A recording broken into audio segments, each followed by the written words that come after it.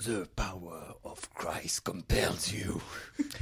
Alors bonjour et bienvenue sur Ouvert pour Inventaire. Aujourd'hui, exorcisme, possession et endive au jambon.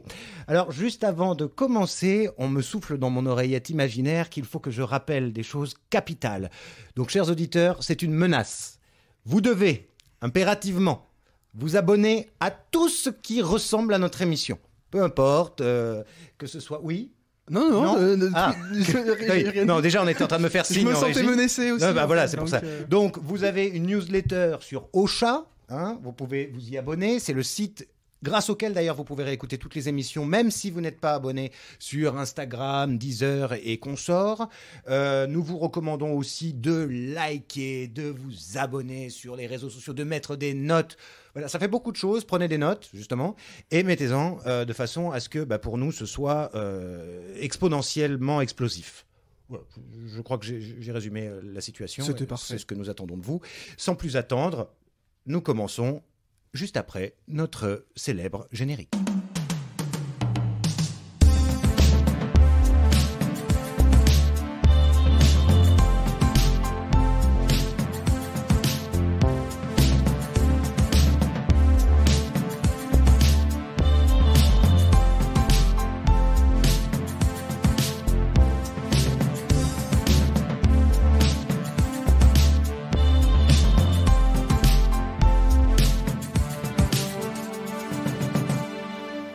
Les films, ça sert à ça, à apprendre à vivre, à apprendre à faire un lit. Faudrait qu'un jour on fasse une version. Ce sera dans la version comédie musicale. Ah oui, il faut qu'on fasse ça. C'est parti, vous avez fini de rigoler? Alors aujourd'hui, pour parler d'exorcisme et de possession, eh bien, avec beaucoup d'originalité, nous traiterons le film L'Exorciste de William Friedkin, sorti en 1973, le bien moins connu Rite de Michael Avstrom. À tes souhaits. Merci beaucoup. Sorti en 2011. Et puis, dans une deuxième partie d'émission, nous aurons la chance de parler du film, ma tablette ne veut pas se mettre à la bonne page, du film Possession de ce brave Andrei Zulawski, film sorti en 1981. Tout à fait.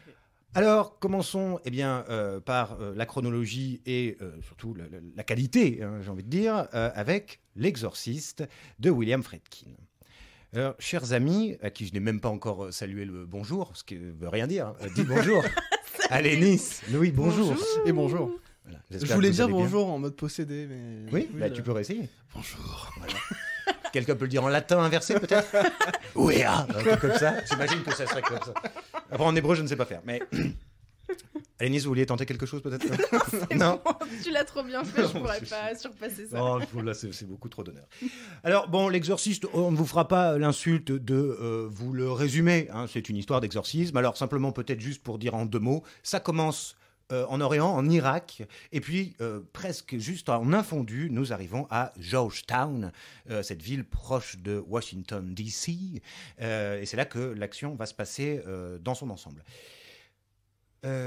Petite précision, je ne sais pas vous, moi pour l'émission, j'ai vu, parce que j'avais le DVD chez moi, la version qui s'appelle intégrale. Alors je ne sais pas s'il y a une version peut-être un peu plus courte. Alors un petit mot peut-être là-dessus, parce que c'est en fait la version la plus diffusée aujourd'hui. C'est une version qui est ressortie en 2001, c'est ce qu'on appelle communément une Director's Cut, c'est-à-dire a priori une version plus aboutie que la version d'origine. Donc ça ne joue pas à grand-chose, hein. Il y a quelques images, quelques petites séquences en plus, qu'on a parfois d'ailleurs eu l'impression de voir dans la version originale, mais qui n'étaient pas présentes dans la version de 73, comme par exemple la fameuse Spider Walk, donc le moment où Reagan descend les escaliers. Ça, c'est pas dans la version originale? Non. Ah oui. Ça a été tourné, etc. Il l'avait coupé, c'est dans la version de 2001. Le son a été retravaillé et on a aussi les apparitions assez, pour le coup, incongrues et un peu grotesques de Pazuzu dans des espèces de fondus, dans la hotte, notamment dans une hotte de four. De quoi? Pas Zouzou?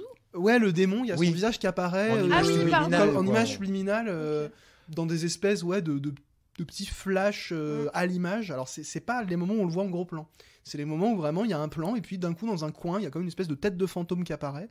C'est assez mal fait. Ça fait penser à la tête hyper moche de Thor Ragnarok d'ailleurs pour ceux qui l'ont vu. C'est un effet spécial très mal fait. Love and Thunder pardon. Bon bref, on parle pas de ça maintenant. Mais simplement pour dire que c'est la version la plus diffusée aujourd'hui. Et que petit à petit la version de 73 revient dans des éditions Blu-ray etc, mais c'est pas celle sur laquelle on tombe au premier abord, donc c'est pas mal aussi peut-être de se renseigner sur la version face à laquelle vous êtes, puisque nous on va parler de celle-ci puisque c'est celle qu'on a vue parce que c'est la plus répandue. Voilà, alors merci pour ces précisions, parce que là j'ignorais complètement, ce qui veut dire que j'ai toujours vu que la version en fait longue, intégrale, Director's Cut, blablabla. Très très bien. Alors, qu'est-ce que vous voulez dire de ce film, à part que c'est un classique qui a fait frissonner bien des personnes et qui d'ailleurs à l'époque n'était interdit qu'au moins de 12 ans. C'est étrange parce que ça a traumatisé une génération. Alors je vais te dire que vu les films qu'on s'est matés, je pense que... C'est vrai que par rapport à ne serait-ce que l'émission précédente, après, oui. Oui, c'est vrai. Moi je peux commencer si vous voulez. Nice. J'ai trouvé que... Alors moi je l'ai découvert, je n'avais jamais vu Bigre, L'Exorciste, que j'avais très envie de voir, notamment petit big up à ma petite mamie qui m'a fait découvrir l'album de Michael Field, je sais pas si on en a déjà parlé ou pas, mais qui est exceptionnel. Et donc c'est marrant parce que il y a 2 semaines nous parlions de... Ah non, il y a 1 mois nous parlions de Nancy Meyers. Et j'ai trouvé que les premières minutes du film font un peu success story de femmes qu'on pouvait retrouver dans Nancy Meyers. J'avais presque envie qu'il se passe rien de grave et juste de voir leur petite vie à toutes les deux dans leur petite maison, voilà. Où est Jack Black? On attendait que lui. qui va séduire la belle Hélène. Ça y est. Hélène. Non, mais je l'ai noté. Burstein. Enfin, donc celle qui joue la maman de Regan. Oui. Ronald. Bah oui, non mais bon. Attends, mais du coup, on n'a pas vraiment pitché quand même. Enfin, ça commence en Irak, mais qu'est-ce qui se passe à Georgetown du coup? Oui, alors ça allait peut-être d'ailleurs aller avec ce que tu allais décrire de ton Oui, direct, alors du coup, pour en dire un petit peu plus sur le film, donc effectivement, on a au début un chercheur en Irak, archéologue, un peu prêtre. Complètement prêtre, ouais. Complètement, 100% prêtre d'ailleurs. Et on passe sur une petite vie de famille avec Chris et Regan, sa petite fille. Donc Chris est une actrice assez populaire, assez célèbre. Et Regan est une petite fille assez joyeuse et vive. De 12 ans. Oui, c'est ça, je crois, de 12 ans. À qui il va arriver quelques bricoles le soir, petit à petit. Il va lui arriver des choses de moins en moins sympas. Jusqu'à ce qu'elle se transforme en horrible gremlins terrifiant. Putain, ils lui ont donné à manger après minuit. C'est de leur faute, hein. Et donc voilà, c'est cette fameuse petite fille qui va être possédée par un esprit malveillant. Pas Zouzou. Et pas Zouzou. Il s'appelle pas Zouzou. Donc Zouzou. Oui, automatiquement. Donc, il va commencer à faire des choses assez terribles et terrifiantes. Et qui va être dans cette situation pendant un très long moment dans le film, face à l'impuissance de sa mère, qui peut nous rappeler d'ailleurs ce qu'on a vu il y a pas très longtemps sur les films d'horreur japonais, avec justement l'impuissance des personnages plus que féminins, même des mères à l'écran, qu'on retrouve un petit peu ici. Voilà. Oui, alors effectivement, l'impuissance, c'est de la mère, et puis alors de toute l'équipe médicale, parce que comme elle est très célèbre et donc riche a priori, elle peut se permettre d'avoir recours à à un moment donné, il y a un aréopage de médecins, il doit être 12 dans le bordel, et c'est eux, si je dis pas de bêtises, qui finissent par lui dire, écoutez, le plus simple, ce serait peut-être de faire un exorcisme quand même à ce niveau-là. Et ce qui est pas mal dans ce film quand même si, c'est justement cette espèce d'incrédulité du prêtre qui va être finalement chargé de faire ça avec le vieux, donc Max von Sydow d'ailleurs, qu'on salue. Et il est psy et prêtre, l'autre. Donc, il est pas chaud pour l'exorcisme, parce que lui, il pense vraiment que ça n'existe pas, toutes ces choses-là. Et on le retrouvera avec un film dont on va parler après. C'est toujours qu'on est face à une crise de foi. Il n'y a pas de jeu de mots. Et que c'est grâce à la manifestation du diable que les hommes se remettent à croire en Dieu, en fait. C'est pas con. Et Friedkin, d'ailleurs, quand il parle de son film, il en parle d'ailleurs dans un documentaire qui est pas trop mal. Alors, je me souviens plus exactement du titre, vous irez chercher. C'est un documentaire sur la fabrication de l'exorciste. où pour le coup Friedkin parle de cette thématique qui pour lui est absolument centrale, et pour lui le film ne parle à peu près que de ça, c'est-à-dire de la confrontation entre le bien et le mal sur un plan, disons, absolu, quoi. En l'occurrence ici c'est vraiment Dieu contre un démon qui prend possession de ce corps, et c'est l'enjeu peut-être le plus absolu de confrontation entre le bien et le mal dans un corps innocent, etc. Je Donc me c'est un permets thème central. Ouais. juste justement pour trouver ce documentaire, il me semble qu'il est disponible en VOD sur Canal+. Oui, Ce serait à vérifier, mais je bien. crois Et il l'avoir me vu. semble que le donc, titre, c'est L'Exorciste de William Friedkin. Ouais, Je crois que c'est ça le titre du documentaire. Il était passé aux Hallucinations collectives, un super festival lyonnais. On les salue d'ailleurs, s'ils nous écoutent, certains sont des Mais ils copains. doivent nous écouter avec Max von Sydow, je pense. Et oui, donc voilà, donc ils avaient diffusé le film, et c'est vrai que c'est un super documentaire qui en apprend beaucoup sur la fabrication du film et sur les intentions aussi de Friedkin, qui est quand même pas un cinéaste anodin pour le coup. Et j'ai pas revu le film spécifiquement pour le podcast, je l'ai vu plusieurs fois, notamment parce que c'est un film qui a traumatisé mon père et qui a donc longtemps été un sujet de discussion, et qui du coup, comme pour beaucoup de spectateurs, était aussi un objet de fantasme, parce qu'on se demandait ce qui se cachait derrière ce titre, cette affiche aussi, qui reprend un plan du film qui est assez explicitement inspiré d'un tableau de Magritte. Friedkin a toujours défendu ce plan comme ça. On voit le Father Marine justement qui arrive devant la maison de Georgetown avec une lumière plongeante qui crée un plan quasiment en noir et blanc, alors que évidemment le film est en couleur. Et donc quand on découvre le film, déjà première surprise, on découvre que c'est beaucoup plus un thriller horrifique et un thriller religieux, comme il y en aura beaucoup par la suite, notamment avec le rite dont on parlera, plutôt qu'un film d'horreur brute, même s'il y a des séquences qui sont assez effrayantes et impressionnantes. Et en fait, le facteur, disons, effrayant du film est beaucoup plus spectaculaire qu'inquiétant. Ce qui fait le plus peur dans le film, c'est des choses qui sont plus impressionnantes et choquantes que véritablement angoissantes. C'est plus un film choc, disons, qu'un film d'angoisse. C'est aussi pour ça, à l'époque, que le film, d'ailleurs, avait fait sensation, puisque ce qu'on n'a pas dit, par ailleurs, c'est que ça a été un succès commercial incroyable, qui a pratiquement imposé le cinéma d'horreur dans le champ du cinéma de studio, de cinéma commercial, alors qu'à la base c'est un projet difficile à monter. Pour la petite anecdote, même Hitchcock avait refusé d'acheter les droits du livre, trouvant le sujet certainement trop touchy. Friedkin, lui, il s'en fout, hein, c'est quand même un gros taré pour le coup. Friedkin, c'est sans doute un des cinéastes américains les plus fous d'ailleurs, qui a fait des films d'ailleurs complètement fous. Ouais, oui, il suffit de voir La Chasse ou un truc comme ça, tu comprends. Ouais, alors pour l'anecdote d'ailleurs, j'avais revu il y a quelques années L'Exorciste au cinéma, présenté par Friedkin, et qui présentait 4 de ses films. Donc il y avait La Chasse, The Sorcerer, Le Convoi de la Peur, et French Connection, qui est aussi un film complètement fou.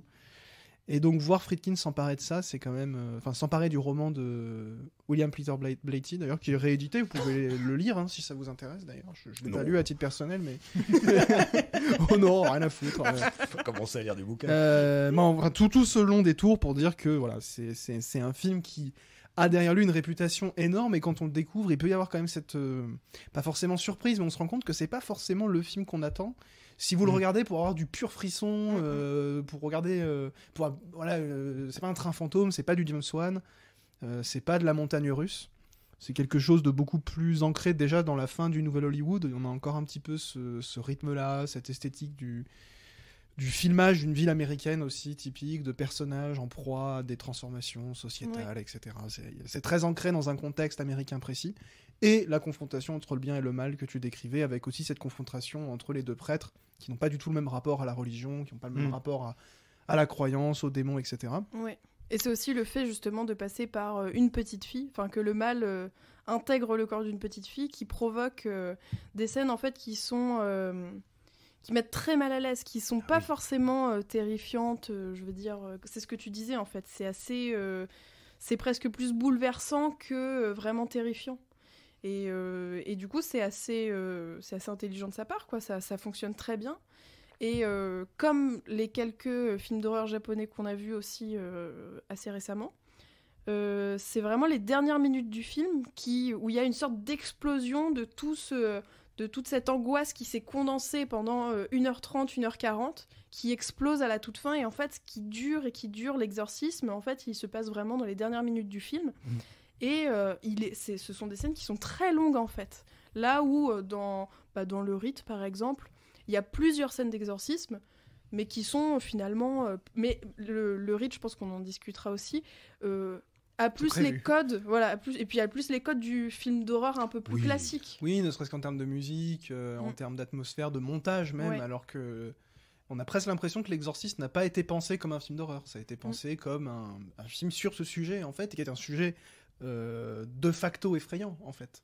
Et c'est beaucoup plus le sujet qui amène justement la peur par l'altérité, la peur de l'inconnu, la peur de la déchéance physique, la peur aussi de... Et ça, d'ailleurs, c'est assez beau dans le film, pour le coup. C'est comment le mal va s'immiscer à l'intérieur du foyer américain, qui est une obsession très américaine, Bien sûr. issue aussi... ça paraît peut-être très éloigné, mais je parlais aussi du Nouvel Hollywood parce que c'est une thématique qui traverse un peu tout le cinéma américain, et notamment le cinéma indépendant américain dans les années 60-70. Cette peur du mal qui va rentrer dans l'espace le plus sacré de la société américaine, Dans les au moins maisons. moderne, c'est le foyer. Ouais, c'est ça. Et alors, un des gros chocs, c'est la guerre du Vietnam, où tout à Ouais, coup, c'est les ça. images de la guerre rentrent dans les foyers avec la télévision, et où tout à coup, le foyer devient un terrain de tension, un lieu de tension. Et alors, pourquoi je dis que c'est très beau? Parce que chez Friedkin, la fin notamment, la manière dont le mal est exorcisé et va littéralement jaillir à l'extérieur de la maison, on termine quasiment sur un drap qui flotte vers l'extérieur, comme un signe justement d'apaisement, là où avant tous les plans sont tournés vers l'intérieur, et où on voit le vent plutôt rentrer vers l'intérieur à travers justement ce drap, qui est un peu ce qui permet physiquement à l'écran d'attester de la présence, de l'entrée de quelque chose. Il y a un appel d'air littéralement, quoi. Ouais. C'est assez métaphorique, mais en même temps, Ça marche la mise bien. en scène de Friedkin, elle peut être très subtile par moments, elle peut être assez juste, assez belle, et en même temps, c'est quand même aussi un gros bourrin. Les scènes d'exorcisme, elles sont quand même... elles confinent parfois au grotesque. Ce qui n'est pas complètement un défaut, parce que le film est très excessif, etc. Mais il y a quand même des moments où c'est assez bourrin, quoi. C'est pas toujours aussi subtil qu'un drap qui flotte, en tout cas. Ouais, c'est clair. Oui, d'ailleurs, on verra avec le film d'après qu'il y a, bon, évidemment, pour tous ces films qui arrivent après, des références. Et justement, la purée de pois, ils en parlent dans Le Rite comme une sorte de petite intertextualité. C'est-à-dire qu'on comprend bien que, oui, c'était très appuyé, cette gerbe bien verte et bien gluante qu'on retrouve dans L'Exorciste. Effectivement, on ne va pas retrouver les mêmes signes dans le film dont on parlera après. Moi, il y a un truc qui m'a vraiment étonné dans ce film, pour l'avoir revu une 15e fois, là, c'est à quel point le thème, qui est devenu une sorte de classique total, est en fait extrêmement peu utilisé dans le film. Il apparaît... Tu veux dire la musique? La musique, ouais, le thème La musical. fameuse Oui, musique oui. de Michael Field, Oui. Tubular Bell. C'est incroyable. En fait, ça apparaît à un endroit, puis ça part en fondu, l'air de rien, et puis à la fin, et puis terminé, alors que c'est devenu la musique qu'on retient pour ce Complètement. film-là. Alors que le film s'ouvre, par exemple, sur toute autre chose, des violons extrêmement aigus qui Ouais. transitionnent avec une musique qui, à mon avis, pour le coup, en plus, c'est une musique marquée religieusement, parce que ça ressemble à un chant de la religion. Enfin, à mon avis, c'est lié à l'islam. Enfin, c'est un chant Ah, religieux. le tout début, oui, Ouais, ouais. oui, Oui, Et- puisqu'on se retrouve... Ouais. Ouais. Donc l'ambiance en plus sonore et musicale du film est très importante, au-delà de la musique Complètement. de Michael Field qu'on Ouais. a retenu. Ouais. Et ça m'a étonné d'ailleurs que, alors on retrouve le thème principal, on va dire ponctuellement, mais par contre, il y a d'autres musiques qui sont un peu dans la même vibe que Tubular Bell, mais il reprend pas l'album en fait. Enfin, il n'y a pas d'autres extraits. Et puis Alors que surtout, ça marche il reprend super que le bien. début, parce que Tubular Bell, c'est un morceau hyper long, Bah oui. c'est du prog rock. Ouais. Il reprend juste le début avec cette petite mélodie un peu entêtante, et qui, alors, en plus, il la charge d'un caractère inquiétant, alors que si vous écoutez la musique hors contexte, C'est c'est psychédélique, plutôt du rock c'est- progressif, ouais. c'est plutôt réjouissant comme Ouais. musique à la base. Mm, mm. C'est intéressant comme déplacement, mais pourquoi pas y voir aussi quelque chose de lié, comme on le disait, à la déformation du familier qui va tout à coup se retrouver juste par un petit décalage dans l'étrangeté. C'est de l'inquiétante étrangeté, quoi. Il suffit de décaler un tout petit peu un petit élément du quotidien pour que ça devienne terrifiant. Ouais. Et cette chambre d'enfant, juste parce qu'on a le mal a commencé à s'immiscer par des tout petits signes, devient Ouais. inquiétant. Et même la chambre change de température. Enfin, je sais pas si Ah on bah peut oui, dire ça comme ça, ça. c'est Enfin, la présence du diable impose voilà, le c'est- froid. C'est ça. Le Tout- soufre ou le froid, enfin bon, ça dépend des méchants, parce que là c'est donc Pif Gadget, c'est ça. Le démon, je sais plus, enfin, poète, Mais j'ai déjà oublié son nom. c'est pas Zouzou, c'est le penchant maléfique Ah de oui, l'ange Zouzou, du coup. Donc pas Zouzou. Pas Zouzou. Non, mais par contre, c'est Il pas est vrai. pas Vous- Zouzou, Zéman, il est pas Zouzou du Vous tout. avez pas réagi sur l'ange Zouzou n'existe pas, parce que vous êtes Ah mais nous, on, ok, ne d'accord. on ne réagit plus. Je ne Non, suis c'est pas, fini. je ne suis pas théologien. On a bien tiqué sur l'inquiétante étrangeté, voilà. Donc vous trouverez des notes en bas de page sur le site, bien entendu, pour tout ce qui relève de l'analyse freudienne du récit. Mais voilà. Ouais, j'avoue, je suis retombé dans Ouais, les non, lettres en non, l'air. mais si, quand même. Désolé. C'est pas grave, voilà. D'ailleurs, on l'a dit, voilà, c'est exorcisé, si j'ose dire. Ah, paparap. Alors, Est-ce que vous voulez rajouter des choses sur ce film? Parce qu'il y aurait bien des choses. Moi, j'avais prévu de parler du zoom parce qu'il est vachement utilisé. Et que c'est Du quand quoi même... Du zoom. Ah, du Ça n'arrête pas, ça zoom, ça dézoome. Il y a plein de plans. Ça zoom, ça passe au zoom, ça. Et ben voilà, la boucle est bouclée. Et étant donné que le temps est une denrée rare, même sur les radios libres, eh bien, je vous propose sans plus attendre, même si ça va aller, je pense, plus vite, de parler du rite de Michael Hatchoum. Donc, j'ai plus son nom sous les yeux. Michael Hafstrom. En plus, ça n'a rien à voir avec Hatchoum, parce qu'on sent que c'est un mot qui doit vouloir dire des choses. Hein. Ah, tiens, Mitchum Et te répond. Pendant en fait. ce temps, Mitchum nous C'est le répond. chat, Mitchum. Que vous connaissez, vous l'avez déjà entendu dans cette émission, au moins une fois. C'était Si ma mémoire est dans le bonne. générique, je crois. Donc Ah bon, oui, bah réécoutez le générique. Voilà. Comme ça, parce que Mitchum fait quand même partie de la bonne bande. Le rite 2011. Alors, une histoire, évidemment, vous l'avez dit tout à l'heure, d'exorcisme. Ah bon Oui, étonnamment. Une histoire, évidemment, de crise de foi. Alors, l'acteur principal, le personnage s'appelle Michael, son nom... alors, ce matin, j'ai cherché, j'ai même pas eu envie de l'écrire, son nom. Voilà, ça m'a énervé. Donc, tout à l'heure, en off, on disait que c'était un acteur relativement très mauvais, mais quand même, à Nice, on était d'accord pour dire qu'il était... Beau. Voilà, moi j'avais même rajouté très beau. Donc Non, j'avais dit pas moche et t'as dit plutôt beau même. Ah voilà, je crois. Voilà. Excellent. Très bien. Très bien. Donc, bon, évidemment, il n'y a pas à tortiller si les gens sont allés voir ce film à l'époque et encore aujourd'hui, c'est évidemment parce qu'il y a Anthony Hopkins. On voit toujours un film avec Anthony Hopkins, même si le film n'est pas forcément génial. Oui, je vois quelqu'un à ma gauche qui fait la moue, genre, oui, alors moi, Anthony Hopkins... Ah non, non, c'est plus pour le film, mais... Oui, ah non, tu veux sauver le film? Ah non. Non. Bon, bien au contraire. Cet échange aura été des plus fructueux.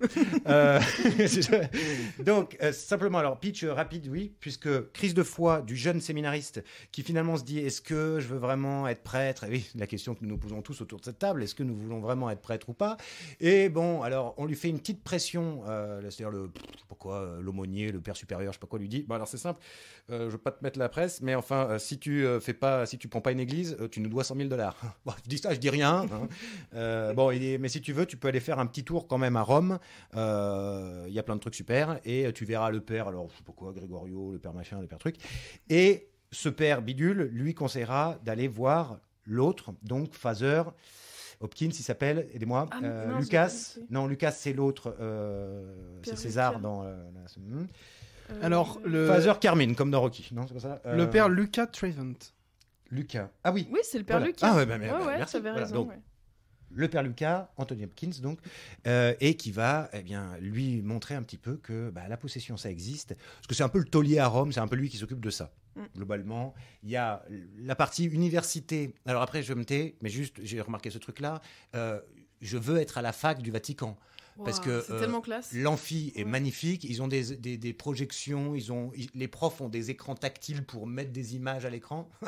Donc l'éducation nationale et l'enseignement supérieur en France, regardez ce film et regardez ce qu'on peut faire au Vatican. En même temps, si on demande $100 000 à tous ceux qui démissionnent, on peut financer des telles installations.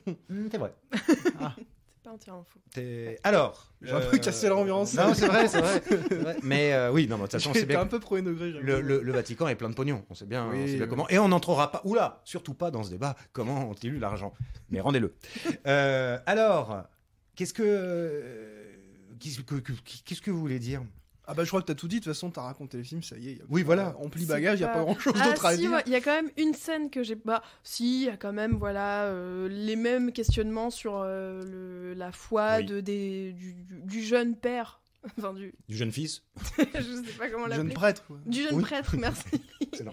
Du jeune prêtre qui est pas trop sûr de lui, qui a un peu fait ça pour pas bosser dans les pompes funèbres comme son père. Et qui va avoir un peu la figure de mentor, mais qu'il va un peu contester tout le long du film, jusqu'à ce que, quand même, pardon pour le spoil, mais Anthony Hopkins soit lui-même possédé. Et ça, c'était sympa à regarder quand même. De toute façon, Anthony Hopkins, on attend soit qu'il soit possédé, soit qu'il soit méchant, quoi, dans un film, c'est toujours un petit plaisir. Oui. Et alors, il y a juste une petite anecdote de visionnage. Le moment où il est possédé, je regardais en VF parce que, voilà... Et je l'ai... Oui, me jugez pas. Non, juge pas. Non, à peine. Vas-y. Et du coup, j'ai mis en VO la fin du film parce que quand il s'énerve contre lui, on aurait dit vraiment une petite partition de Led Zeppelin, tu sais, genre vraiment de rock un peu vénère, de comme ça. Voilà, Ah oui, très bonne anecdote. Et bah, tant qu'on est dans les paroles, Led Zeppelin, ils font pas ça là-dessus. ouais, Ouais, un truc comme mais ça. tu vois, je sais pas, je me suis dit, ah putain, ça marcherait trop bien dans un groupe de rock. Ah, ok. Voilà. On pourrait Ah, oui, il a sampler, il a une voix de rocker, quoi. Voilà, c'est ça. Oui, sa voix, il devait déjà avoir quand même, 70 ballets bien tapés. Hein. Bah, là, de toute façon, 70 balais ou pas, c'est le démon qui parlait. Donc, En plus, donc voilà, mais oui, tu fais bien de le souligner. Alors, tant qu'on est sur les voix, moi j'ai deux choses qui m'ont énormément plu. Non, c'est pas vrai. Une qui m'a beaucoup plu, c'est d'entendre Anthony Hopkins parler beaucoup italien. Il parle quand même très bien et ça fait plaisir parce que ça fait toujours un peu chier, pardonnez-moi l'expression, mais tous ces films où ça se passe ailleurs, mais en fait tout le monde parle anglais. Et alors le truc je trouve vraiment bien pourri, c'est le latin avec l'accent américain. Alors j'essaie de le faire parce que je me l'étais noté quand même, puisque c'est le jeune qui dit deux trois trucs en latin, donc ça doit faire In nomine Patri et Filii et Spiritus Sancti, un truc comme ça. C'est mieux fait dans le film parce que j'ai pas l'accent américain naturel et en plus il fallait que je me concentre sur le latin que je déteste. Donc Et puis t'es pas acteur. et puis je suis pas acteur. Pas d'autres qualités. Hein, mais bien sûr, j'espère. Mais donc oui, ça fait bien pitié. Si on est sur le son. Non, me regarde pas comme ça parce qu'après je vais devenir désagréable. Bah non, mais dis. Oh non, mais c'est. Moi, je suis assez embêté parce que j'ai l'impression d'avoir quasiment rien à dire sur le film. J'ai trouvé ça en fait. Je l'ai déjà oublié. C'est quand même. Alors, c'est très proche de l'Exorciste. J'ai un peu l'impression qu'il y avait quand même comme projet sous-jacent de relancer un peu. La franchise. Pas forcément. Alors, pour le coup, pas forcément la franchise, puisqu'il faut savoir que l'Exorciste a eu des suites officielles, Oui. dont un 2 qui a été réalisé par John Boorman. Qui est un film assez dingue d'ailleurs, que tout le monde déteste, mais qui est assez fou. Bref. Donc, plutôt de relancer une certaine approche du thriller horrifico-religieux, parce qu'on a quand même le même terreau que l'Exorciste, les mêmes interrogations, comme tu le disais, et en fait, le film tranche quand même pas mal. Hein. C'est quand même des films. L'Exorciste, on va le mettre un peu à part dans cette catégorie, mais quand même beaucoup de films d'exorcisme sont des films finalement très pro-Vatican, en fait. Et ça, c'est pas anodin pour le coup. Parce que c'est quand même des films qui tranchent. Là où il peut y avoir des parts de mystère dans beaucoup de films fantastiques, il y a beaucoup de ces films-là qui sont quand même explicitement des films, disons, partisans de la foi. Alors, j'ai pas de problème fondamentalement avec ça, hein, mais c'est pas des films neutres du tout. Et alors, le rite, il va avec une absence de gants et de... Enfin, le mec a les mains moites, quoi. Et tu les sens vraiment sur tout ton corps, parce que le film te dit clairement, non, en fait, si tu as un doute dans ta vie sur ces choses-là, sache qu'à la fin, eh ben, Dieu existe et c'est lui qui te sauvera. Pourquoi pas, mais je suis toujours un peu gêné quand on vend des films comme étant des divertissements, des films d'horreur, etc. Alors qu'en fait, au fond, il vient quand même te dire quelque chose d'explicite.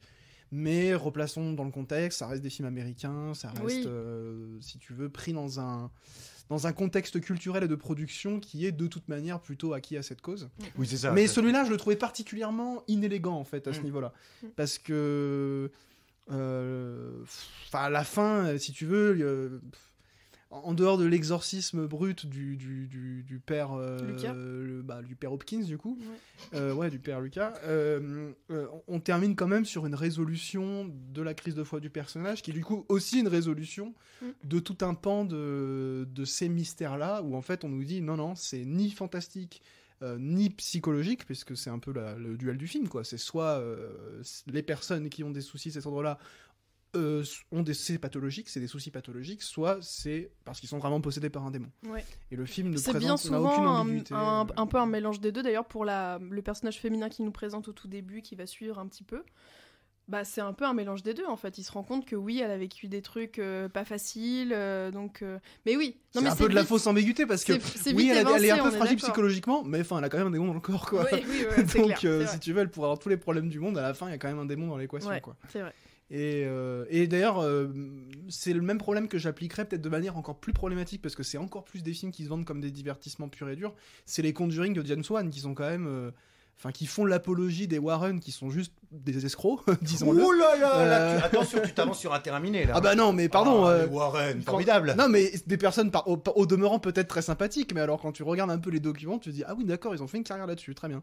C'est The Land of Opportunity, c'est l'Amérique, bien sûr. Ah non, mais tu peux faire une carrière sur... Pour le coup, c'est très... Ah bah tu fais une carrière sur... T'as mis une poupée dans une boîte de verre, et alors là, d'un coup, ça devient le truc le plus hanté du monde. Bon, bien sûr. Moi, je soigne un cancer avec des grenouilles, donc tu vois, il n'y a pas de problème. Alors d'ailleurs, je termine là-dessus. Scène très drôle, il y a des grenouilles dans une église et la réaction du personnage c'est oh my god, dit vraiment avec ce degré de non-investissement actoral. Ah, il est quand même nul cet acteur. Bon ouais, bref, le rythme, je trouve c'est un film très fade et en même temps à l'intérieur de sa fadeur, il y a quand même ce truc Anthony un Hopkins. peu... Oui, Voilà. voilà. Ouais, même lui, il surnage même pas tellement en fait. Oui, il est Il y a une normal. scène un peu Ouais. marrante où il fait l'exorcisme et puis on l'appelle au téléphone Oui. et il fait tiens, alors, il fait je te passe la Bible et l'autre est obligé d'improviser un exorcisme et il revient, il reprend la main comme ferait un menuisier dans son atelier avec un apprenti. C'est exactement ça. Sauf qu'a priori un démon c'est un poil plus dangereux qu'une scie sauteuse. Après je n'ai jamais ni fait d'exorcisme ni Ni tenu une scie sauteuse. Ah, donc, ceci explique Euh, peut-être cela. mais quitte à choisir, je préfère être possédé par une scie sauteuse que par un démon. Mais écoutez, je ne sais rien faire. Bon, Mes 10 doigts. on réglera tout ça plus tard. Hein. Enfin, nos amis, les menuisiers, vous pardonneront cette analogie. Et un les petit fans peu des frères vulgaire. Warren, pardon. Mais alors, oui, effectivement, tout est bien qui finit bien, évidemment, pour cette histoire. Hein, pour ceux qui voudraient pas voir le film. Donc, Michael devient bien prêtre. Hein, donc, pas de problème. La foi est sauve. La boucle est bouclée. Moi, il y a quand même une petite chose ou deux qui ont nécessité, c'est la preuve que je suis vraiment une endive au jambon, donc, puisque c'est... oui, parce que j'avais voulu appeler la mission endive au jambon aussi, voilà, et je vous emmerde. C'est d'abord la question des grenouilles. Il a fallu que je fasse quelques recherches quand même pour savoir que c'était une manifestation de quelque chose de pas forcément trop cool. Qu'est-ce que Bah, j'ai écrit, là Moïse. Bah, les Moïse displays École. d'Égypte, quoi. Oui, bah, les diplômes d'Égypte, voilà. Il a fallu... voilà. Il a fallu que je revérifie dans mon Universalis ou dans Google, je ne sais quoi. Et alors, en revanche, pardonnez-moi, parce que là, vous allez peut-être beaucoup moins faire les Américains, encore toi, je me méfie. On nous dit que le méchant, donc le diable, qui ce coup-ci s'appelle pas Pif Gadget, là, mais Baal. Alors moi, là, je suis allé regarder pour de vrai, pour le coup. Et qu'est-ce qu'il dit? Et on me dit que c'est un dieu positif chez les Juifs. Donc qu'est-ce que c'est alors en plus ça fait un film antisémite alors c'est ça le film. Alors par contre, Rien qui tu va dans le soulignes un film, truc, quoi. c'est que le film, alors, ça va paraître très pompeux, mais théologiquement le film est très peu solide parce qu'ils introduisent des vrais démons entre guillemets, bah, comme souvent. Mais alors par contre, rien n'est contextualisé. Ouais, Donc pour le coup, effectivement, t'es en mode Baal, je connais pas, tu l'imagines comme un grand démon de film, etc. Alors qu'il y a quand même un fondement théologique réel parce que le film, disons-le, s'inspire de vraies figures. Ça, on l'a pas dit par contre. Hein. Ouais. C'est que tous les personnages du film, en fait, c'est quasiment un biopic en fait. On pourrait presque le considérer comme tel. Parce que c'est basé sur les vrais récits de gens qui ont existé. Michael Kovac, en fait, Oui. c'est l'histoire de Michael Kovac qui aujourd'hui est un des derniers prêtres exorcistes aux États-Unis. Ah, et d'ailleurs, ok. c'est un carton final, on nous dit qu'ils pratiquent, je crois qu'ils Tous les dans le dimanches. carton, on nous dit qu'ils sont 13 aux États-Unis à pratiquer des exorcismes. Ah, mais moi Et j'ai lui, pris c'est ça un dans peu la l'histoire fiction, de- en fait. J'ai pas du tout pris ça pour non, le degré. j'ai googlisé ça. Et, Enfin, t'as raison de prendre ça pour de la fiction de toute façon. Ouais, non, Oui, c'est Ah, non, censé c'est- raconter l'origine d'un prêtre connu aux États-Unis. D'accord. Connu pour cette activité des. Bah, ouais, c'est un pote des Warren, quoi. Oui voilà. Il doit y avoir Kovac TV quelque part. Ouais, on les connaît les Américains. Ouais, j'imagine bien la chaîne YouTube complotiste anti-vax. Bon ben voilà, je crois qu'on a fait le tour de ce grand film. Qui mérite quand même d'être vu pour quelques jolis plans de Rome, la ville. Bah, après, c'est oubliable mais divertissant sur le Ah, coup, mais on peut pleinement. dire ça. Voilà. Il faut aussi dire que c'est quand même un peu long. Et... Alors c'est peut-être un peu long, Oh, oui. ça va. mais voilà, on le regarde en VF en faisant son repassage, Ah, oui, ça oui. fait la rue Michel. Hein. Non, ça va, c'était pas long. Je jouais à la Play à côté, donc forcément. J'avais la Switch. Non mais là, cela étant dit, moi juste après avoir revu L'Exorciste, parce qu'une plateforme me proposait L'Exorciste The Beginning, donc j'ai voulu regarder. Bon, j'ai passé 2 heures à enlever les puces de mon chat, je n'ai pas regardé une traître minute de ce film tellement c'était de la merde. Exorcisé ton Mais chat. voilà, donc je peux comprendre que pour celui-ci, ça se laisse, on peut tout à fait faire autre chose. Toute dernière parenthèse, on voulait parler d'un film, finalement on le fait pas. On va juste dire du coup de ne pas aller le voir.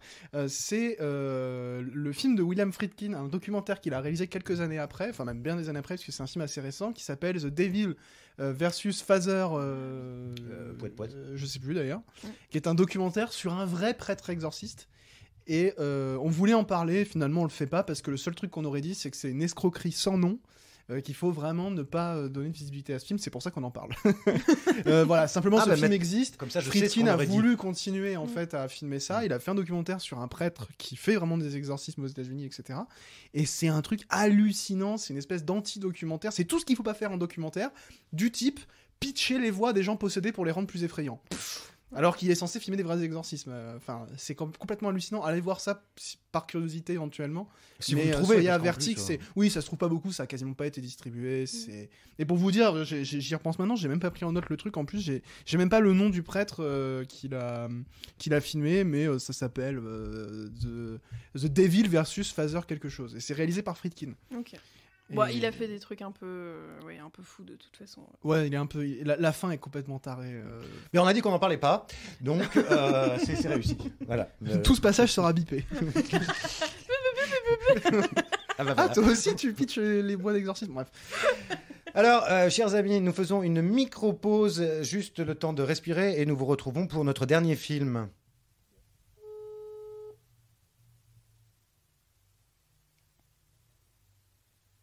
Allô, Maminette? Oui, coucou mamie, ça va? Oui, ça va, ma chérie. Oui. Dis-moi mamie, est-ce que tu voulais pas nous parler un petit peu de ton expérience quand tu as vu L'Exorciste? Ah, ce film-là, oui, en 1973, je crois qu'il est sorti, quelque chose comme ça. C'est Bah, possible. écoute, oui, ça a été quand même assez bizarre parce qu'à l'époque, il n'y avait pas trop de films d'horreur. Ça n'existait pratiquement pas. Et bah, à cette époque, ça a été quand même assez marquant, quoi. Mhm. Donc, il y avait bah, la fillette, là, une enfant, une préado, en fin de compte, hein, qui est possédée. Elle est malade au départ. Sa mère ne sait pas ce qu'il y a. Enfin, moi, je me rappelle plus bien l'histoire par elle-même. Je sais qu'il y avait le prêtre Damien, là, qui s'occupait d'elle. Oui. Donc lui, bah, il a un problème, hein. Il a un problème, ce prêtre-là. Il s'en veut de beaucoup de choses, il culpabilise. Et puis, en fait, à travers cet enfant, il veut se faire quelque chose, quoi, pour cette gamine. Hein. Et bah, elle devient complètement démoniaque, quoi. Elle est possédée, elle lévite au-dessus du lit. Elle est complètement, elle bave, elle vomit, elle dit, elle blasphème, elle jure, enfin, elle est atroce. Ouais. Elle a la tête qui se tourne à 360 degrés, enfin, c'est absolument abominable. Et du coup, toi, ça t'avait fait peur quand tu l'avais vu? Ah oui, carrément, oui. Quand on a, avec ton grand-père, quand on a traversé la forêt de Canteleu, Oui. bah, écoute, on était dans le noir et j'avais l'impression qu'il je n'osais pas le regarder, j'avais l'impression que sa tête allait se retourner à 360 degrés, quoi. Ah oui, donc ça t'avait vraiment fait de Ah l'effet oui, quand même. oui, mais j'étais complètement traumatisée. Et j'ai appris le lendemain que des gens qui avaient été voir le film, quand il est sorti, en rentrant chez eux, il y a eu une panne de courant. Ils étaient dans leur cuisine, le couple s'est mis sous la table tellement ils avaient une trouille pas possible, quoi. Tant que le courant revienne, voilà. D'accord. Donc, oui, c'était assez marquant. Ouais. Ah oui. Donc, les effets spéciaux étaient bien faits quand même. Hein. C'était vraiment super. Ah, oui. Et en plus, bon, il y a une histoire assez psychologique là-dedans, hein, puisque le prêtre, en fin de compte, il prend le mal de la gamine et puis il se jette, quand il sent qu'il est possédé à son tour, il se jette par la fenêtre à la fin. Ouais, tout à fait. Il se sacrifie pour sauver la petite, finalement. Voilà, et elle, après, elle est sauvée, voilà, elle est libérée. Elle est libérée de ce démon qui la possède. D'accord. Eh ben écoute, merci beaucoup, mamie, pour ton retour. Bah écoute, mais de rien, chérie, gros bisous. Bisous. Alors, avant de parler de possession, Louis nous a préparé un petit jeu. Ah oui, alors un jeu très très simple, hein. Vous connaissez les règles, c'est le ni oui ni non. Je vous pose des questions, vous avez le droit de répondre par tout, sauf par oui ou par non. On va commencer avec Quentin. Quentin, est-ce que ça va? Tout à fait. Quentin, est-ce que tu as aimé Possession? Non. Fin du jeu. Bon, c'est bon.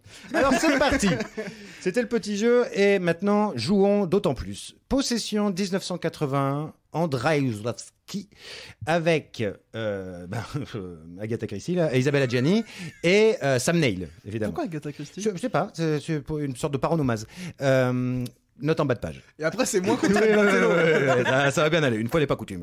Alors, moi, je dirais juste une chose avant de vous donner la parole allègrement, c'est quelle jeunesse chez ces deux acteurs, c'en est insolent. Sam Neill, je ne l'avais jamais vu aussi mince. Et aussi jeune Et aussi. aussi hein. jeune. Alors Ouais. qu'Isabelle Adjani, moi, ça me paraît différent, puisque 40 ans après, elle paraît toujours encore, mais bon, ça, c'est la magie. Alors, mes chers amis, moi, je me refuse catégoriquement à pitcher ce film. Pas à en parler, mais à le peux le pitcher. faire. Alors, Louis. Vas-y. Alors, c'est l'histoire d'une jeune femme, donc jouée par Isabelle Adjani, qui s'appelle Anna.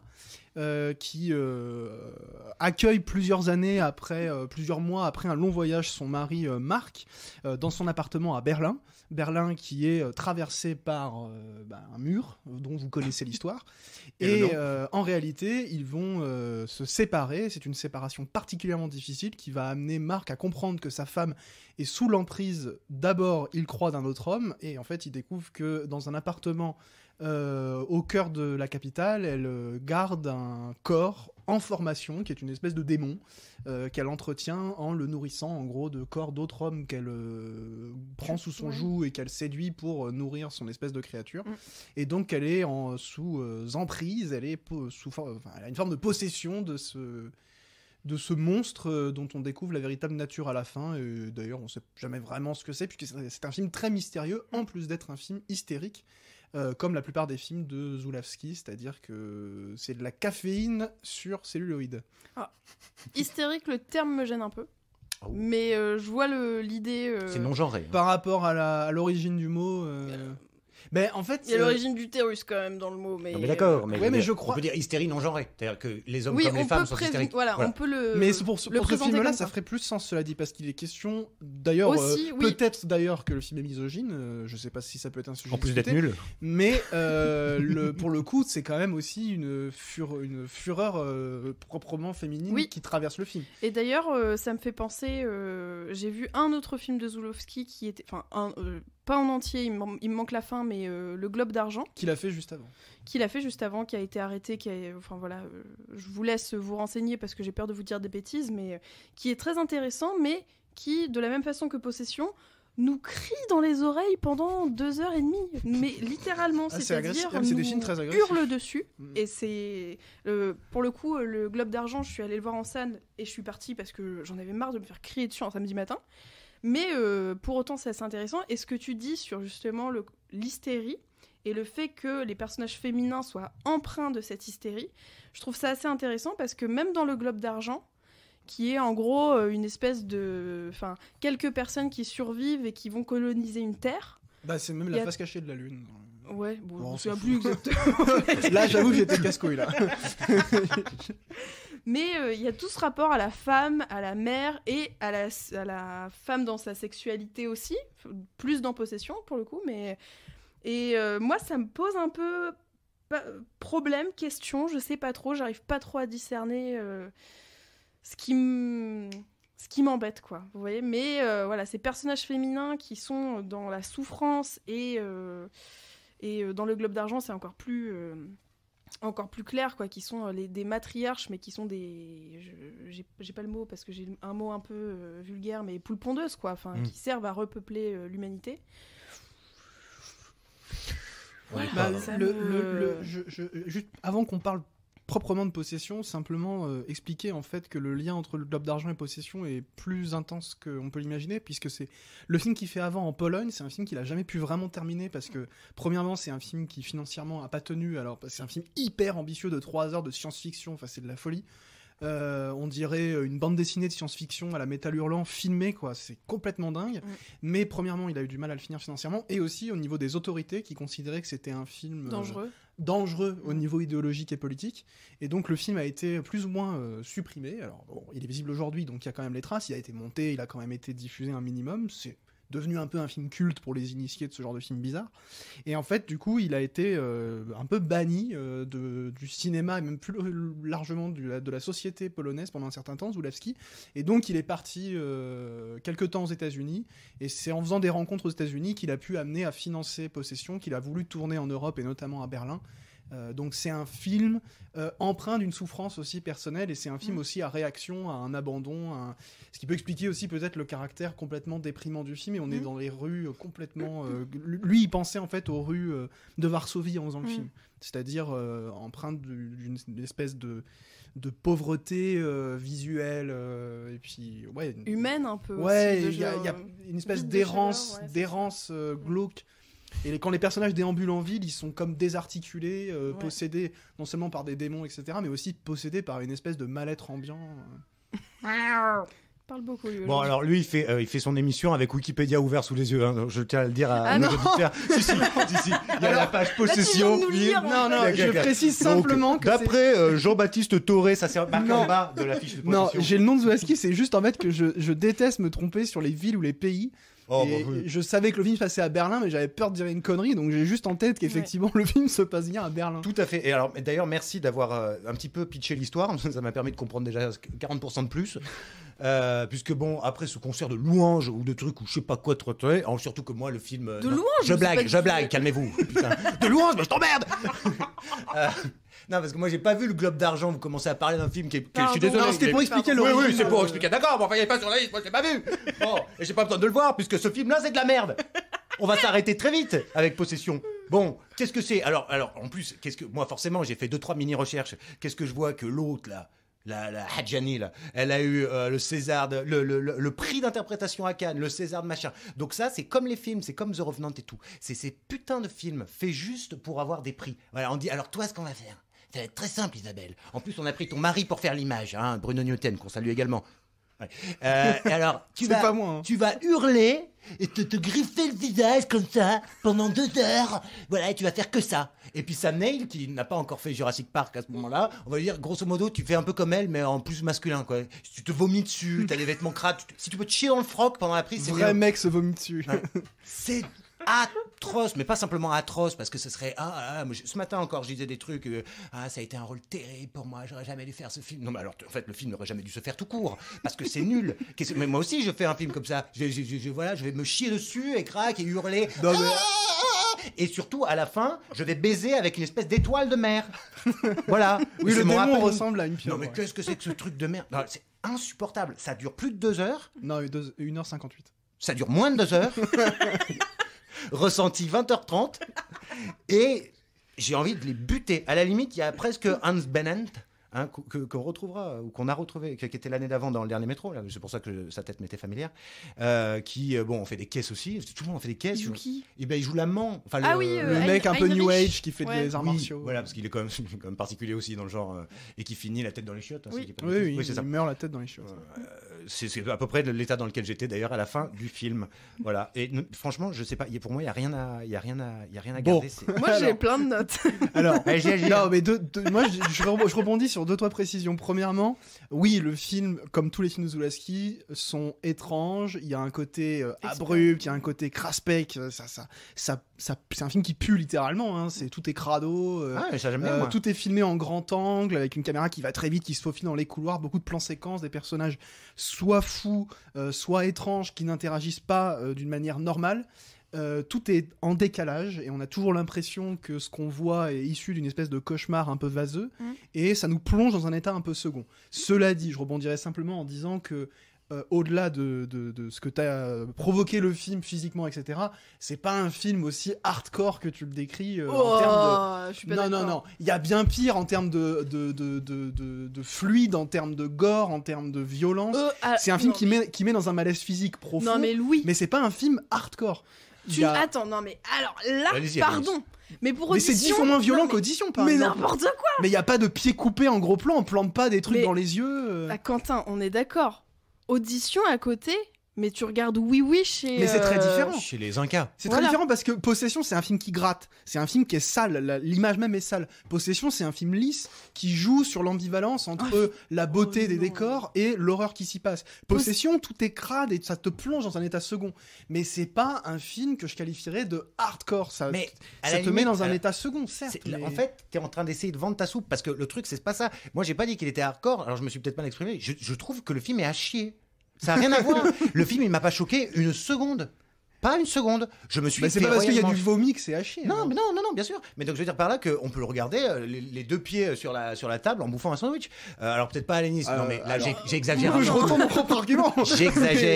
J'exagère parce que c'est pas qu'il m'a choqué le film. C'est juste que je trouve Oui, que non, mais c'est ça, j'ai compris. nul et que tout ce qui, parce que c'est pour ça que je suis pas d'accord parce que là c'est 2 visions qui s'opposent là-dessus. Mais c'est que je trouve pas que ce soit que toutes ces explications là rendent le film meilleur. Je trouve pas. Je trouve que tout fait amateur. mal pensé, que le début à base de steadicam, de travelling, ça fait des mouvements circulaires pour on sait pas quelle raison, genre tiens, on va mettre comme ça, on va faire un tour de la table, on sait même pas ce qu'il fait, l'autre il a l'air de travailler pour la CIA ou je sais pas quoi, donc il y a ce truc là, et puis non, je trouve que tout est mauvais en fait, pas grave ou pas grattant ou pas mal, Mais cela mauvais. dit, ce que je dis, ce que j'avance comme, disons, composantes objectives du film, je les avance pas comme des arguments de qualité. C'était juste pour dire que ce que tu disais du film, à mon avis, donnait une image peut-être fantasmée, fantasmagorique d'un film qui met mal à l'aise, mais je pense effectivement, en dehors de quelques séquences, est beaucoup plus disons malaisant et craspec que violent ou choquant. Par contre, il est agressif, ça c'est sûr. Mais c'est plus dans le traitement du son, dans le traitement de l'image qui ne te laisse pas une seconde de répit. Et je dirais que ce qu'accomplit le film de plus abouti, c'est vraiment la création de cette ambiance qui imprègne tous les pores de la peau et qui vraiment te met dans un état, tu ressors de ça, t'es complètement moite, quoi. Ouais, complètement. Et pour revenir un peu du coup sur la possession, parce que c'est ce qui nous intéresse, c'est quand même, la possession touche les deux personnages. Alors, comme tu l'as dit, Quentin, à des degrés complètement différents. Le personnage masculin plutôt au début et Adjani, plus ça va piercer, on va dire. Et alors, j'ai lu sur Wikipédia, donc source c'est telle qu'elle est. Notre source première, quoi, visiblement. Que apparemment il avait écrit ce film et réalisé ce film juste pendant ou après un divorce aussi très difficile. Et je me suis dit oh là là, mais pauvre garçon, enfin pauvre garçon, pauvre femme aussi quoi, parce que quand même le divorce le plus cher de l'histoire. Franchement, à part la deuxième partie du film où je trouve que esthétiquement j'y ai trouvé des choses intéressantes. Mais, intéressante, pas forcément... Oui, si, intéressante, voilà, point final. Mais... Oui, pas forcément génial. Voilà, c'est ça. Non. Mais tout le début du film, mais Sam Neill, là, oui. J'ai envie de le jeter par la fenêtre, en fait. Il est insupportable. C'est vraiment l'ex-conjoint... Alors, pardon d'utiliser ce terme-là, mais toxique au possible, qui essaye de garder à tout prix sa femme en étant ultra violent, en étant ultra méchant. Il la bat clairement, d'ailleurs. Et c'est des scènes qui, moi, m'ont mis profondément mal à l'aise. Je ne sens pas que le film prenne son parti, par ailleurs. Il prend pas le parti de grand monde, le film. Non, mais c'est un film assez, de ce point de vue-là, assez nihiliste. Hein. C'est quand même, tout le monde est dégueulasse et personne n'est sauvé dans le film. Et c'est vrai que si vous avez du mal avec les jeux d'acteurs très exaltés, très criants, non, vous allez passer un très mauvais moment. Il y a une scène mythique, en fait, Adjani, tu soulignais la performance que t'as pas aimée d'Adjani, qui en fait extériorise complètement la possession. Et qui en fait un truc animal. Son jeu est constitué beaucoup de gargarismes, de spasmes physiques qui nous font comprendre qu'en fait son corps est complètement désarticulé et réarticulé par une puissance extérieure qu'elle ne contrôle pas. Et c'est plus que théorisé, c'est-à-dire vraiment son corps, elle perd possession de son corps pour le coup. Et ça va jusqu'à cette scène de métro qui est très connue, qui est pas un vrai plan d'ailleurs séquence parce qu'il y a deux plans, il y a 2 plans en un. Ça devait être trop long. Moi j'avais jamais vu la fin d'ailleurs de ce plan-là. Tu sais, je l'avais déjà vu. Oui, quand elle casse. Notamment en fait, elle a un sac de course et elle brise contre un mur de métro une bouteille de lait, donc ça fait gicler des fluides un peu partout. Et ça se termine par elle qui en fait donne entre guillemets naissance au démon dans un flux de sang et de lait. Il y a un truc un peu mystique. Alors c'est marrant parce que je me suis noté des trucs en regardant ça et je me suis dit tiens, ça à mon avis ça doit être une scène qui a dû faire parler à l'époque ou qui a dû marquer. Je me faisais chier, je disais mais putain mais qu'ils finissent, mais qu'est-ce qu'elle va faire après? Elle va s'ouvrir les veines et se boire son sang. Et là, maman, c'est quoi cette bouteille de lait? Et puis voilà, fin de l'histoire. C'est désespérant, mais vraiment, c'est vraiment film de première année. Exaspérant, exaspérant, oui. Mais le film travaille cette exaspération physique. Et puis cette transe physique aussi qu'il travaille sur d'autres films, je sais pas, mais en tout cas sur au moins un autre film qui est vraiment d'essayer de mettre les acteurs en transe, quitte à ce que ce soit une expérience traumatisante pour eux, ce qui est aussi contestable d'ailleurs. Tout à fait. Mais il l'a fait sur d'autres films. Tous ces films travaillent de ce malaise-là. L'important, c'est d'aimer. Il a traumatisé Romy Schneider avec la complicité de Klaus Kinski, qui est un acteur aussi réputé très violent, très brutal. Et d'ailleurs, pour le coup, c'est un pur film de Zulawski qui travaille beaucoup sur cette dimension dramatique des relations humaines, et c'est plutôt ce qui est au cœur du film, c'est l'échec des relations humaines et comment on essaye de se rattacher à ce qu'on peut, etc. Oui. Non, mais c'est le sujet du film. Oui, disons. oui, oui. Mais lui-même, en fait, a eu du mal avec le fait qu'on qualifie, qu'on range son film purement dans la catégorie film d'horreur. Et aux États-Unis, il a été exploité comme un film d'horreur. Mais non, mais comme pour l'Exorciste, en fait, si tu regardes ça comme un film d'horreur, Alors qu'il suffit de t'en as regarder pas ça pour comme ton- un film de merde. t'en as pas pour ton argent, quoi. Tout va bien. T'en as pas pour ton argent si tu regardes ça que comme un film si, d'horreur. moi d'accord. je suis pas d'accord avec toi. C'est hein. beaucoup plus un. Disons que si on Moi, je suis devait pas le d'accord catégoriser, avec c'est plus un drame avec des trucs complètement ahurissants et terrifiants qu'un film d'horreur. Non, mais tu peux dire Ça fait ça, pas peur, pour la quoi. première heure du film, pour la deuxième heure du film. Je suis désolée, il y a des scènes qui sont terrifiantes et oui, c'est un Oui, film. non, mais il peut y avoir des scènes Tu peux le terrifiantes mater dans un comme un drame. film d'horreur pur et dur et franchement. Oui, un film d'horreur sans Ce rythme. serait En un fait- peu épuiser le film à un seul de ses registres. Alors, je veux bien, mais en même temps, rajouter des couches de oui, mais politiquement, il Non. a tourné à Berlin parce que oh. Mais Hein c'est même pas.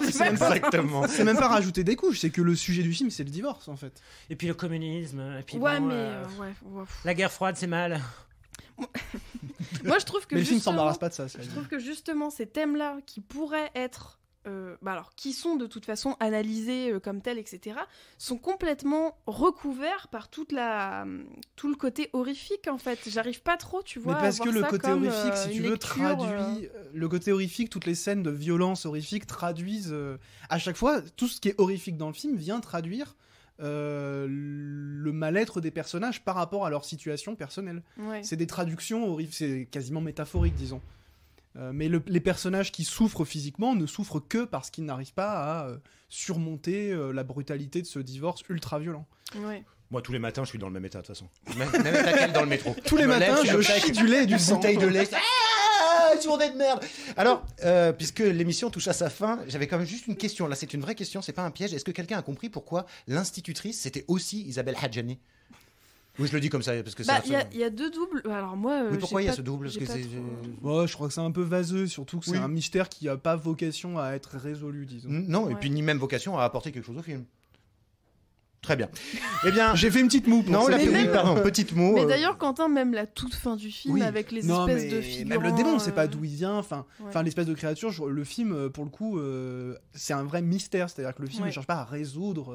Bah, c'est un cauchemar, quoi. De toute Oui, façon, voilà, dans un c'est- cauchemar, voilà, tu c'est comprends ça. pas tout. C'est un peu l'idée, Ah quoi. ouais, c'est bien ça. On devrait faire qu'en fait, quand les élèves écrivent des trucs, ça veut rien dire. C'était un cauchemar. En fait. ouais. Donc j'ai le droit, si Zelensky a fait un film comme ça, moi je peux écrire un texte. Franchement, si tu j'ai un n'as pas élève la qui me compétence texte cohérent. Hein. Oui, bah lui n'a pas la compétence film cohérent.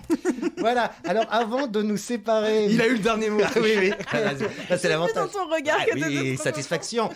Mes chers amis, parce que nous dépassons largement notre temps, avez-vous quelques... Oui. Une micro parenthèse, le film est ressorti dans une superbe édition au Shaki Film. Donc si vous voulez le voir, tournez-vous vers cette édition blindée de bonus avec une magnifique copie restaurée et puis surtout le Shaki Film super éditeur. Donc si vous voulez le voir, achetez le DVD, etc. Est-ce que la Blu-ray, pochette, allez c'est, voilà. C'est l'affiche originale qui est magnifique. Ah d'accord, moi j'aime bien celle. Bon, j'en fous. Et Avec est-ce qu'on a le Méduse, prix là, un peu. pour Ouais, nos c'est celle-là. auditeurs? Ah Parce que est-ce que c'est une édition à 250 €? C'est autour d'une vingtaine d'euros. Oh, c'est très raisonnable. J'ai acheté 19 la vieille version. Donc, Oui, parce qu'avant il y avait des vieux TF1. DVD pourris Ouais. avec un master assez dégueulasse. Alors, Master and Commander. Alors, Désolé. qui veut faire une recommandation? Je vous laisse très peu de temps à chacun, donc attention, les poulets. J'en ai une qui te prendra 30 secondes. Alénis? Oui, bien sûr. Alors moi, alors, en très peu de temps, ça va être compliqué Non, parce allez. que c'est, pour moi, la meilleure série de tous les temps. Et donc, je vous conseille de regarder très très fortement Fleabag.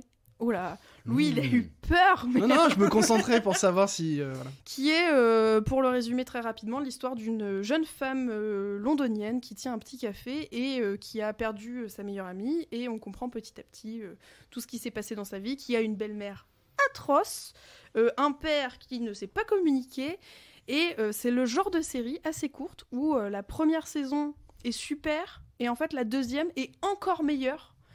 Et voilà, les acteurs et les actrices sont incroyables, les dialogues aussi, et c'est vraiment... moi, c'est vraiment la série que je peux regarder des milliers de fois. Alors, j'essaye de pas trop la regarder pour toujours avoir cette petite pépite quand je la vois et découvrir de nouvelles choses. Mais donc, je vous conseille de regarder Fleabag. C'est noté. Louis?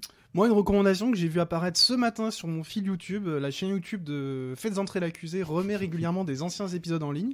Et ce matin, ils ont enfin remis en ligne l'épisode sur l'affaire Grégory, qui était très difficile d'accès jusque-là, qui est de loin un des meilleurs épisodes de Faites entrer l'accusé, et qui surtout est un des meilleurs documents qui permet de comprendre en assez peu de temps cette affaire dans ses aspects les plus généraux. Si vous avez la flemme de vous taper le livre de Laurence Lacour, qui fait 800 pages et qui, pour le coup, lui, décrit l'affaire dans tous ses détails, je vous conseille d'aller voir cet épisode de 2 heures de Faites entrer l'accusé, l'assassinat du petit Grégory, où vous aurez absolument tous les détails et surtout tout le récit de ce fait divers absolument incroyable qu'on redécouvre à chaque fois et qui est un événement important, à mon avis, d'ailleurs, de la fin du XXe siècle, au-delà même du fait divers, au-delà même du journalisme.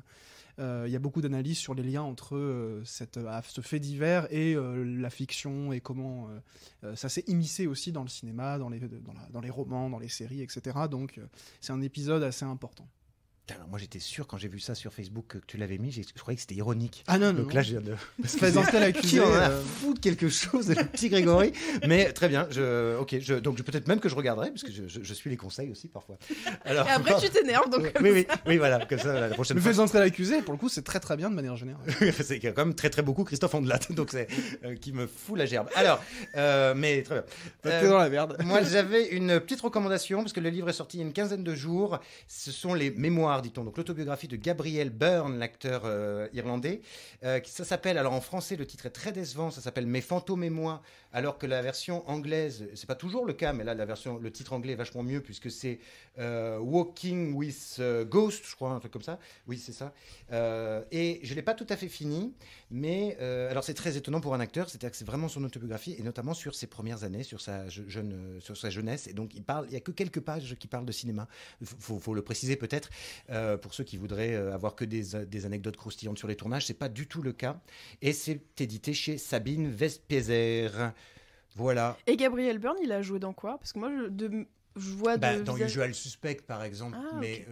mais aussi par exemple dans cette formidable série In Treatment, tu m'as parlé. Voilà, qui a été refait malheureusement en France en thérapie, voilà, cette espèce de daube. Première fois que j'entends quelqu'un disant le mal de cette série. Et ben voilà. Mais parce que oui, la Il version fallait que ce soit toi. originale.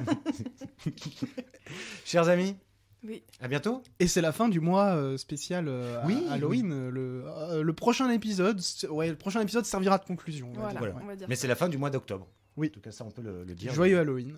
Oui. Voilà. Bon anniversaire à moi. Ouais. Bon anniversaire. Et bonnes vacances pour ceux qui en ont. Oui. Donc nous. Allez, au revoir. À dans Allez. 15 jours. Bisous.